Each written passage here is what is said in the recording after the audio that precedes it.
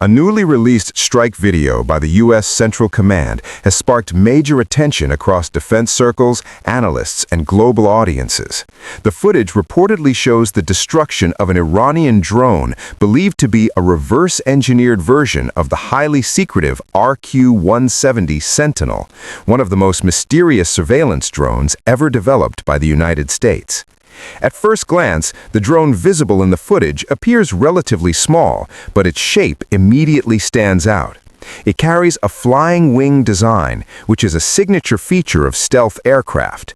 This design reduces radar visibility, making it much harder to detect.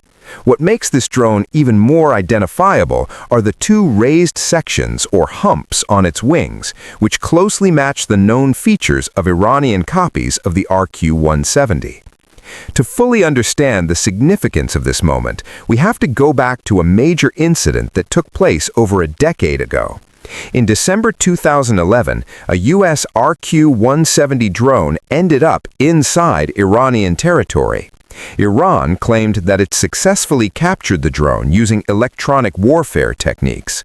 According to Iranian engineers, they managed to interfere with the drone's satellite navigation system, essentially tricking it into landing. However, not everyone agrees with that explanation. Some experts believe that the drone may have experienced a technical malfunction, lost communication with its operators, and crashed on its own. Regardless of the exact cause, the result was the same. Iran suddenly had access to one of the most advanced stealth drones in the world. This event became a turning point. Over the years, Iran began showcasing its own versions of the drone. These included models like the Shahed 171 Simorgh and the Shahed 191 Psyche, developed under the Islamic Revolutionary Guard Corps.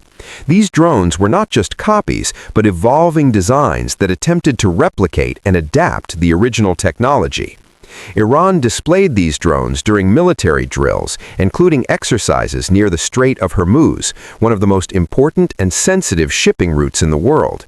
These showcases were meant to demonstrate Iran's growing capabilities in drone warfare and to send a message about its technological progress. Some of these drones were reportedly capable of carrying precision-guided munitions. Unlike traditional drones that carry weapons externally, these designs often included internal bays. This helps maintain the stealth profile of the aircraft while still allowing it to strike targets. Now, coming back to the recent video, the strike itself appears highly precise. The footage shows laser designation on the targets, which is typical for guided munitions. This strongly suggests the involvement of an MQ-9 Reaper, a platform widely used by the U.S. for surveillance and targeted strikes. The MQ-9 Reaper is equipped with advanced sensors, including electro-optical and infrared systems, allowing it to identify and track targets with high accuracy. Once a target is locked, it can deploy a range of precision weapons. These include laser-guided bombs like the GBU-12 and GBU-49 Paveway 2, as well as the AGM-114 Hellfire missile. In the video, not only the drone, but also two additional targets are hit. One appears to be a light tactical vehicle, while the other is believed to be a surface-to-air missile system. Analysts have suggested that this system could be part of Iran's air defense network, possibly a Sivom Khordad or ROD system. These systems are thought to be derived from the Russian Buk M2, a well-known medium-range air defense platform. However, the video raises as many questions as it answers. One of the biggest points of debate is whether the targets were real or decoys. When a real missile system is destroyed, it typically results in secondary explosions due to the ignition of fuel and warheads. In this case, such secondary blasts are not clearly visible. This has led some experts to believe that the targets may have been mock-ups designed to mislead or absorb enemy strikes. Using decoys is a common tactic in modern warfare. It forces the opponent to waste valuable resources and reveals their targeting methods. Another interesting detail is how the video cuts off before the full impact can be assessed. The debris and aftermath are not fully shown, making it difficult to confirm the extent of the damage. This selective presentation is not unusual. Military footage is often edited before release, both for operational security and narrative control. Despite these uncertainties, statements from U.S. leadership suggest confidence in the ongoing operations. Brad Cooper, the head of CENTCOM, stated that the campaign has been making clear progress. According to him, Iranian naval movement has decreased, aircraft activity has dropped, and air defense systems have been significantly degraded. If accurate, these claims would indicate a major shift in the operational environment. Air superiority plays a critical role in modern conflicts, and weakening an opponent's air defenses can open the door for further strikes and surveillance operations. At a deeper level, this situation highlights the ongoing technological competition between nations.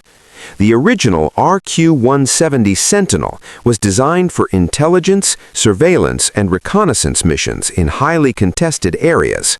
Its stealth features allow it to operate where other aircraft might be detected and targeted. Iran's effort to replicate this technology shows how valuable such systems are. Even partial success in reverse engineering can provide important capabilities, especially when combined with local innovation and adaptation. The appearance of these drones in operational environments, and now their apparent destruction, reflects the constant cycle of development and countermeasures. One side builds advanced systems, and the other works to detect, copy, or destroy them. This is the reality of modern warfare.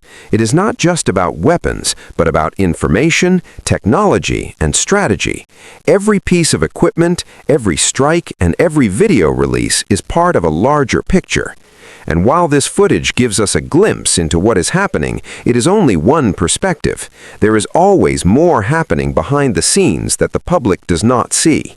As the situation continues to evolve, analysts will keep studying every detail, from the design of the drone to the nature of the explosions, trying to separate confirmed facts from assumptions.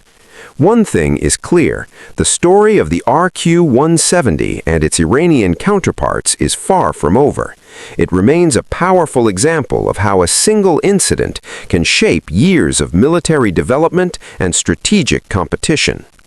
Subscribe for more updates and comment me to show your opinion.